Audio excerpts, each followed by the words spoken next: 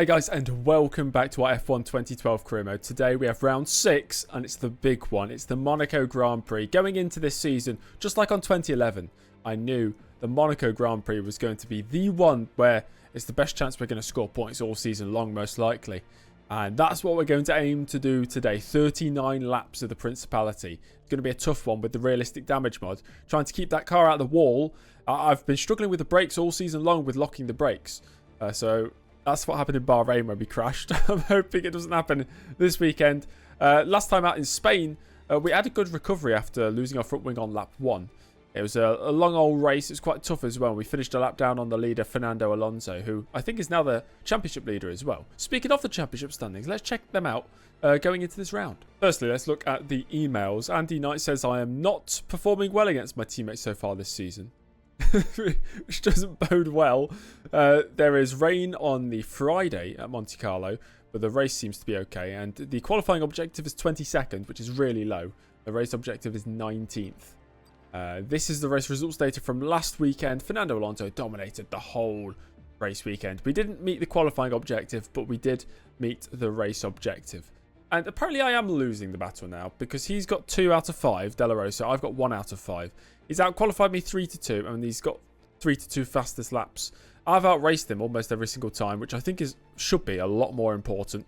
But apparently it means I'm losing the teammate challenge right now. Alonso leads Mark Webber by 4 points, and Sebastian Vettel in the second Red Bull in 3rd place. Michael Schumacher, who led the championship for the first 4 rounds of the season, is now down in 4th place, ahead of the 2 McLarens. Sergio Perez scored his first points of the year in Spain, which actually pushed me down a position. I was 19th, I'm now 20th. I'm still behind my teammate Pedro de la Rosa. Hopefully that changes this weekend. Onto the constructors, it's Red Bull leading Ferrari by a load of points already. What is that? 55 points ahead of second place Ferrari already, and McLaren now ahead of Mercedes, and HRT still down in 10th place. Make sure to leave a like on the video, subscribe to the channel if you're not already subscribed, and let's jump into qualifying for the Monaco Grand Prix. Welcome to qualifying here at the Circuit de Monaco in Monaco. I thought it was Circuit de Monte Carlo, but apparently it's Circuit de Monaco. I'm feeling confident going into this one. I know that the AI are going to struggle for pace, and if I can hook a lap together, dare I say Q2 is potentially on the cards today. Anyway, I'm starting my first lap. It'll be a banker lap. Let's see how fast we can go. Oh, we've got tons of traffic here. Up the hill. It's a really clean banker lap. I don't know if it'll be good enough for me to get through with this lap on its own. I'll go for another one. Okay, we've slipped down to last place. But this one's a much better lap. So across the line we go. An 18 flat. It's ahead of Maldonado for now. Okay, maybe I thought I was better than I actually was. I'm slower than my teammate by 10th. For some reason, I thought I'd have the pace to get through to Q2. Now I'm starting to think maybe that's not possible. Button's just rear-ended me as I've taken control of my car. Thank you, Jensen. As we're going for another lap here. I invalidated the lap. That's a shame. Okay, another attempt. Let's go. I pushed a lot harder. It felt a lot cleaner as well, but I don't think it's any quicker. It is. I took a couple tenths better than my previous. I'm up to 9th with that one. A very strange timing screen right now. 7 minutes to go. Vettel's fastest ahead of Senna and Hülkenberg. The rest is in 5th place. I'm still in the top 10 somehow. And I'm ahead of De La Rosa by a 10th of a second. Webber's out there going quicker now. But some drivers just not getting the lap together yet. And maybe they won't because of traffic or crashing or whatever else. I might not risk going out. Or I might risk not going out. 2.5 minutes to go. I'm 10th place. I don't think I'm going to fall that far down. And I could save a set of tyres by not going out. I'm going to risk it. I'm going to risk it and not go out on the track. We did it. We're through. Sebastian Vettel fastest ahead of Bruno Senna. Mark Webber does get through. I finished 10th in the session, and my teammate De La Rosa gets through as well. So it's worked perfectly for HRT. Marussia of Timo Glock goes through the Caterham of Vitaly Petrov, and the drivers knocked out Michael Schumacher, the previous championship leader, Felipe Massa in the Ferrari, Pastor Maldonado, the 2 Toro Rossos of Ricciardo and Verne, and Kovalainen and Charles Pic in last place. And maybe we've even got a chance of Q3 here. I only have 1 new set of tyres, so I'm going to go out on a worn set for my first run. Here we go then. Our first Q2 appearance of F1 2012. touched the wall, and apparently that's enough for the the wing to fly off the car. And that's my first run done. I'm going to still finish the lap anyway, just in case it's needed. And it's not even that slow of a time. What is that, 119.5? Okay. Okay, we have 5 minutes left in the session. Perez, a 17.7, is 10th place right now. I can't remember what we got in Q1. I think it was faster than that. I think it was. And my teammate De La Rosa is 17th. He's slower than me. And I'm 16th place. But we are aiming for a top 10, I think. Oh, it's raining. It's raining. I didn't know it was going to rain. Well, okay, we're not getting through to Q3. I've gone out. I didn't know it was going to rain.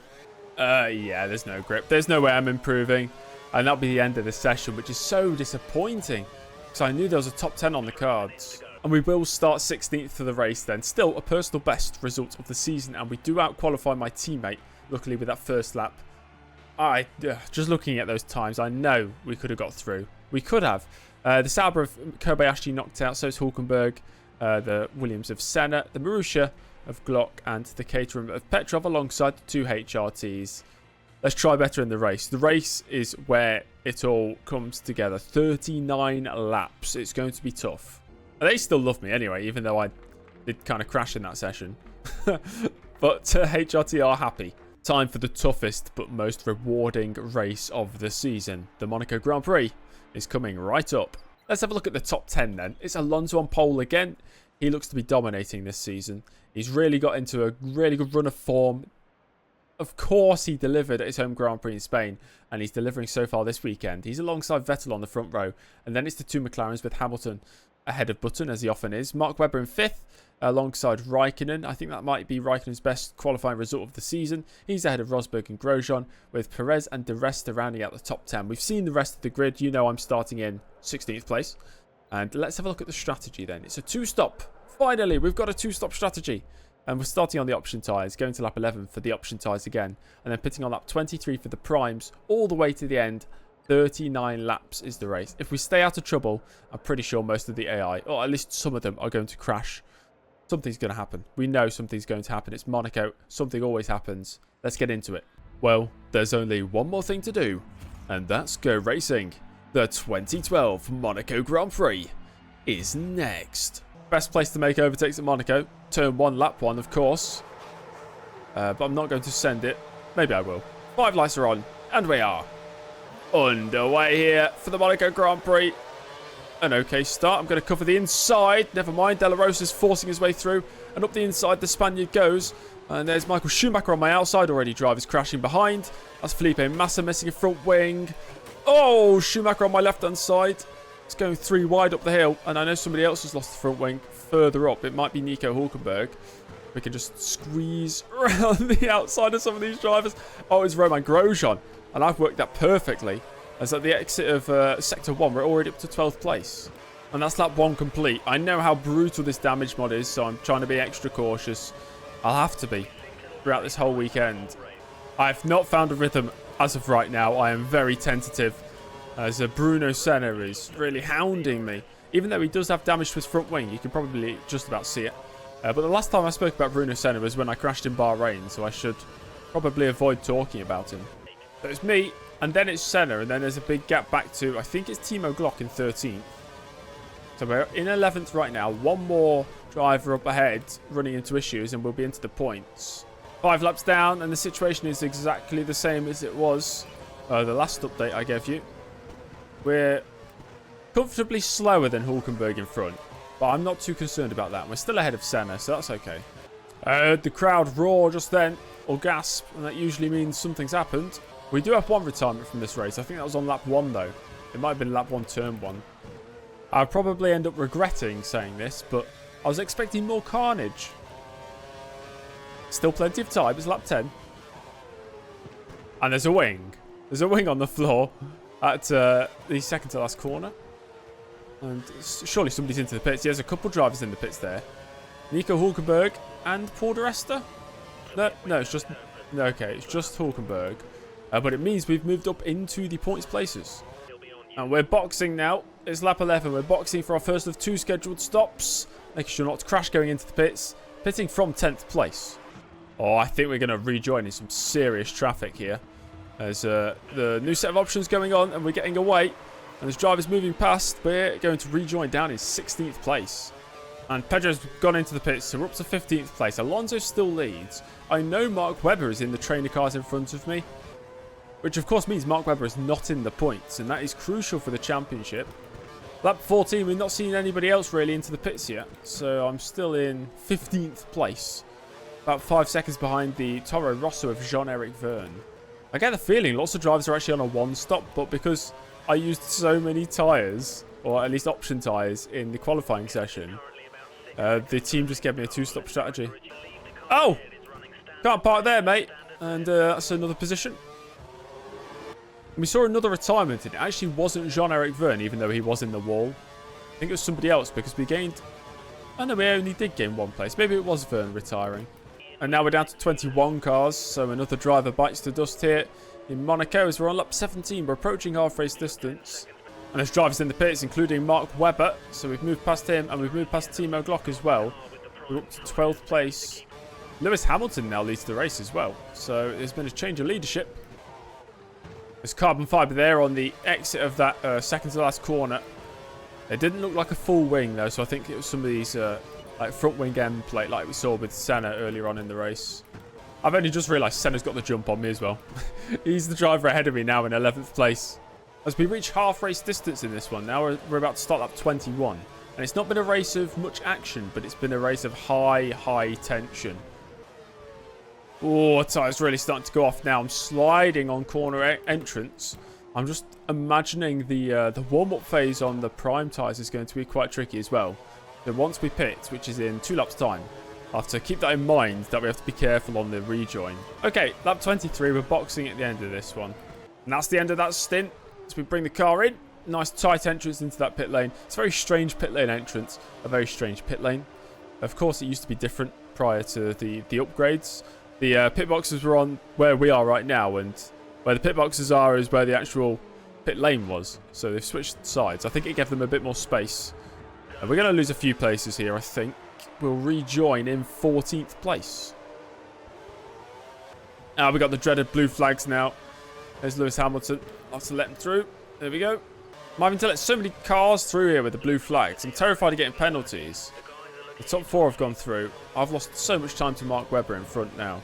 I've only just realised we've got DRS fault as well. That's what it's telling me in the bottom right. So we've got no KERS, no DRS.